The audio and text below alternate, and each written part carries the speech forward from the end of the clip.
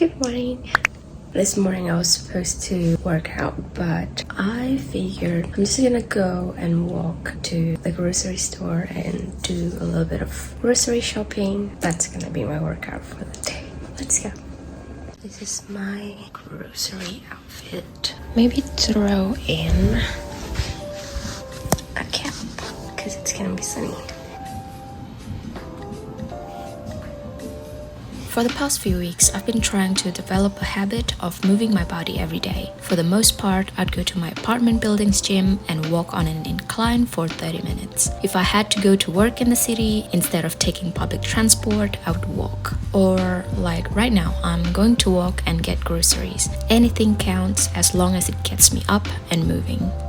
I just walked past Gordon and had a little visit.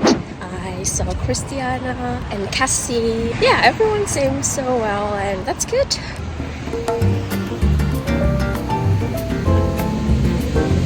The sun is really good right now. Oh my god, sorry.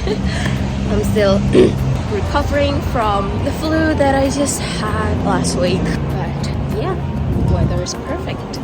I love it.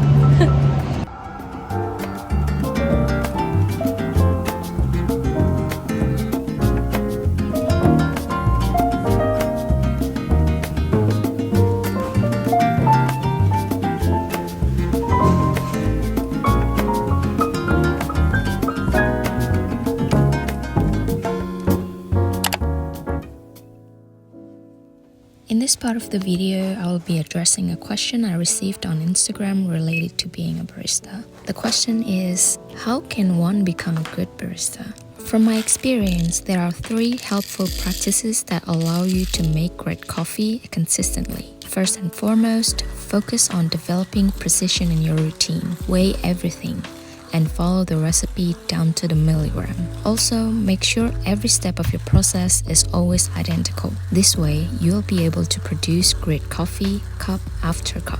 Secondly, practicing excellent hygiene is essential. Get in the habit of cleaning as you go. Backflushing the group head and your pour filter periodically will help produce a clean-tasting cup of coffee. Keep in mind that people will be consuming the coffee that you make, so aim for maintaining the highest level of cleanliness possible. Thirdly, resist the urge to compromise. I see baristas do this often, where they make mistakes and still serve the coffee anyway. Try to pay attention to the shot from the very beginning and micro-adjust your grind settings as needed. If you see that your shot is over-extracted or under-extracted, start over. The same goes if you see that the milk you're steaming has too many bubbles, start over.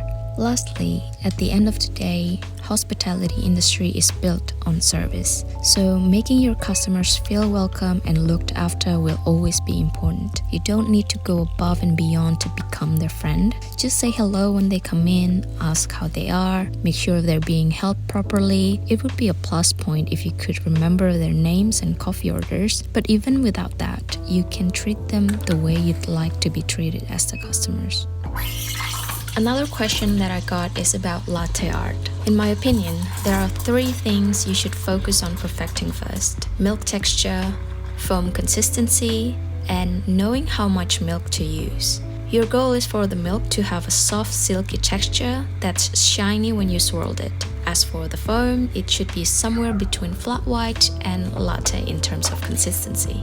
And finally, your latte art will transfer smoothly into the cup when you use the right amount of milk, not too little or too much. After you master these 3 elements, focus on your hand positioning while holding the coffee cup and the milk jug. Learn to control your pour. You will want to pour consistent flows, neither too slow or too fast. And lastly, watch latte art videos frequently and practice as much as possible. And just like everything else, you'll get it eventually. Trust me. But yeah, I hope these tips helps. Let me know if you have another tips that you can share on the comment down below. Good luck.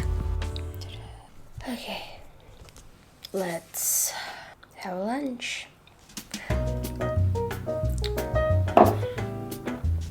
So yummy.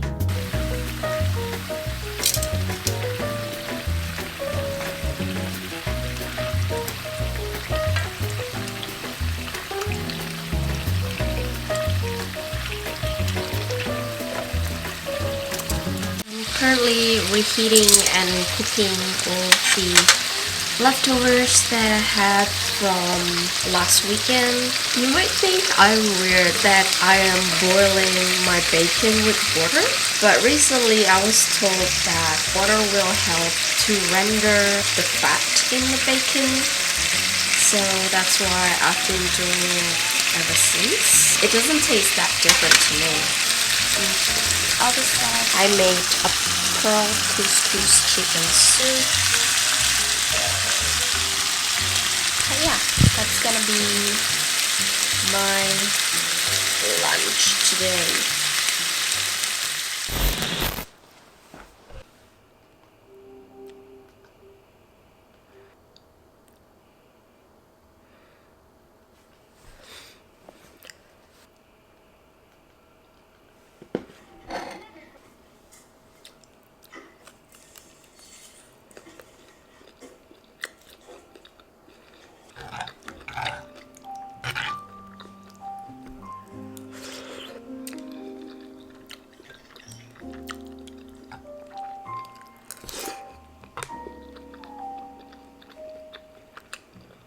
Last night I found King Richard movie on Netflix finally, so we decided to watch it. Apparently it got quite a high ratings. It won an Oscar, and Will Smith also won an Oscar because of that movie, and it was actually a really good movie. Despite all of the drama around the slapping thing, I would highly recommend you guys to watch them. It is actually really inspiring. It's the story about how Richard, the dad, made Venus and Serena Williams becoming world champion tennis player in the world. And I could definitely use a lot of motivation right now, and that movie was just quite an eye-opening. So yeah, if you want to watch it, go watch it. It's really good. Another thing that really struck a chord with me from King Richard's movie is how important planning can be. Richard wasn't born into wealth, but he constantly spoke about how he already had a plan in place for Venus and Serena to become the world's best tennis players before they were even born. He stuck to his gun regardless of how difficult the circumstances could be, and eventually his hard work and perseverance came to fruition. If you fail to plan, you plan to fail. It is a phrase that he instilled in his children from a very young age, which could not be more accurate. When you have a plan in place, it's much easier to follow through with it. Without one though, it's easy to get sidetracked and discouraged, preventing any real progress from being made. This really resonated with me and motivated me to start planning my days and map out my long-term goals for the next year. It took me months and great effort to organize the mess that has accumulated in my workflow, but I'm hoping to stick to this new routine and see where it leads me.